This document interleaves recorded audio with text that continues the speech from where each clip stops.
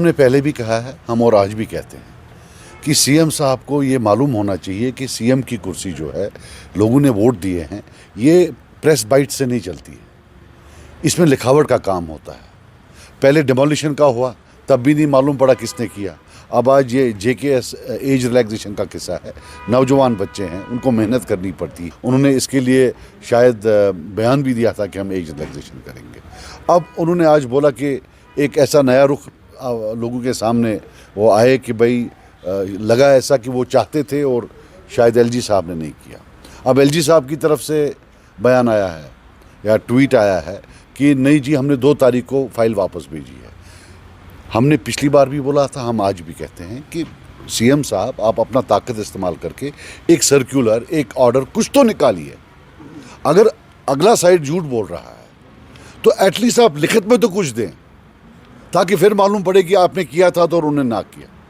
लेकिन ये कितनी देर तक चलेगा, कितनी देर तक? अब आप 1.25 साल हो गया, लगभग 1 साल से ज़्यादा हो गया, 24 घंटा आप रोते रहते हैं। जब आपको इतना रोने में मज़ा आया है तो छोड़ दीजिए, जब नहीं चलानी आती है।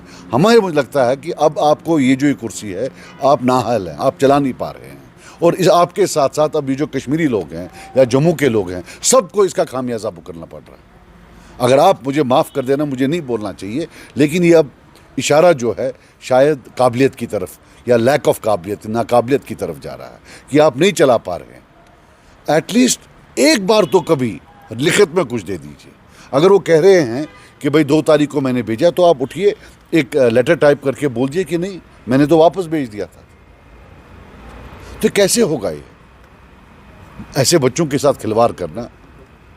अब आप मुझसे पूछ सकते हैं कि भाई आप क्यों नहीं दूसरे साइड का बोल रहे हैं। मैं असेंबली मेंबर हूँ, हमें लोगों ने चुना, हमारी जवाबदेही लोगों की तरफ है। और एज एमएलए मैं जो जवाब पूछूंगा, मैं अपने सीएम साहब से जवाब पूछूंगा कि साहब ये अगर बोल रहे हैं, आपका क्या जवाब है इसके बारे में। लेकिन वहाँ से कोई जवाब ही नहीं आ रहा है। अगर उनको लगता है कि उनकी सीएम चीफ मिनिस्ट्री में सिर्फ गाड़ियों का काफिला है तो छोड़ दें, बैठ जाएं। अगर तो क्यों धोखा दे रहे हैं लोगों को, तो फिर किस लिए बैठे हुए हैं? ब्लैक एंड वाइट में कर दें, ब्लैक एंड वाइट में चिट्ठी लिखें पब्लिक सर्विस कमीशन को। ये क्या होता है, मैं अपील करता हूँ पब्लिक सर्विस कमीशन।